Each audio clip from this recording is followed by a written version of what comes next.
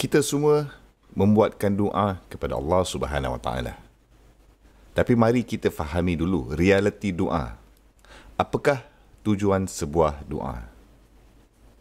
Kita sering kelirukan doa dengan talab. Talab dalam bahasa Arab bermaksudkan untuk meminta sesuatu, untuk menuntut sesuatu. Doa bermaksud secara literal untuk memanggil, menyeru. Itulah maksudnya. Da'autukum. Saya memanggil kamu. Saya menjemput kamu. Saya merayu kepada kamu. Ini adalah doa. Apabila kita membuat doa kepada Allah Subhanahu Wa Taala, kadang-kadang dalam doa itu kita membuat tuntutan juga. Itu memang benar. Kita membuatkan permintaan. Tapi kita tidak boleh melupakan bahawa semua permintaan tersebut bermaksudkan apa pada penghujung akhirnya? Ia adalah seseorang hamba Allah Subhanahu Wa Taala yang merendahkan hati, yang merendahkan dirinya, yang balik kepada Allah Subhanahu Wa Taala dan memohon dan merayu pada Allah Subhanahu Wa Taala untuk menolongnya dengan apa sahaja masalah pun. Tapi sebenarnya ia lebih dari sekadar Allah Subhanahu Wa Taala menyelesaikan masalah anda, kerana ia adalah satu tindakan yang anda sedang berkomunikasi pada Allah Subhanahu Wa Taala. Itulah perkara yang paling berharga dan penting. Fakta bahawa anda benar-benar melibatkan Allah Subhanahu Wa Taala dalam perbualan personal kamu, itulah sebenar-benar matlamatnya pada akhirnya, sesebuah doa.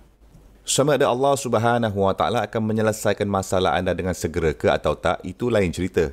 Lain subjek, itu masalah lain. Okey?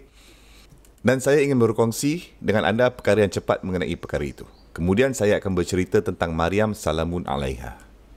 Okey, tengok ni.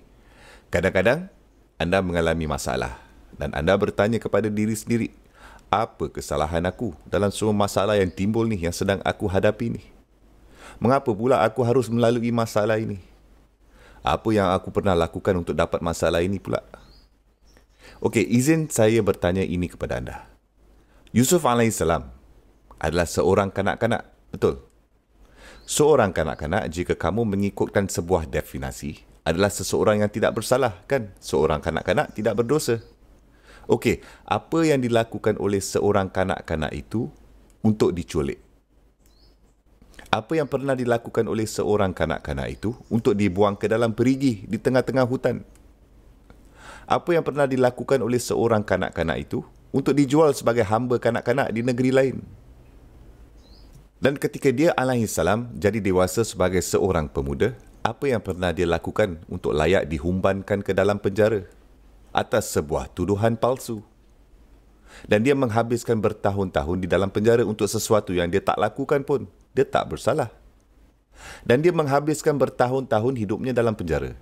Dia alaihissalam mengalami banyak situasi yang sangat sukar dalam hidupnya. Bahawa jika ada orang lain yang melalui situasi yang sama sebegitu rupa macam dia alaihissalam, anda akan mula mengatakan, alamak, hidup ni tak adil lah. Nak buat macam mana lagi kot? Hidup tak adil.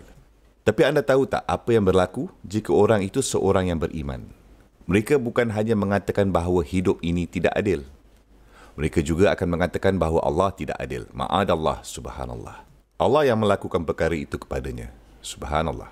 Namun, Allah Subhanahu Wa Taala berfirman di surah Yusuf, Wallahu ghalibun ala amrihi. Allah telah menjagakan kesemua yang dilakukan Yusuf alaihissalam dalam apa juga keputusan yang dia buat dalam hidupnya. Setiap keputusan yang dibuat untuk Yusuf, Allah Subhanahu Wa Taala mendominasikan keputusan itu, menjagakan keputusan itu. Okey, macam mana kita nak faham itu? Kadang-kadang anda dan saya mengalami kesukaran kerana Allah Subhanahu Wa Taala tahu sesuatu yang lebih baik akan datang. Kadang-kadang perkara yang lebih baik yang akan datang adalah untuk diri anda sendiri. Kadang-kadang ia untuk orang lain. Kadang-kadang ia bukan untuk anda. Kadang-kadang ia untuk orang lain. Kadang-kadang faedah yang datang dari kesukaran anda akan kembali kepada anda. Kepulangan akan kembali kepada anda semasa anda masih hidup di dunia ini. Dan kadang-kadang kepulangan itu dimaksudkan untuk kembali kepada anda setelah anda mati dan telah kembali kepada Allah Subhanahu Wa Taala.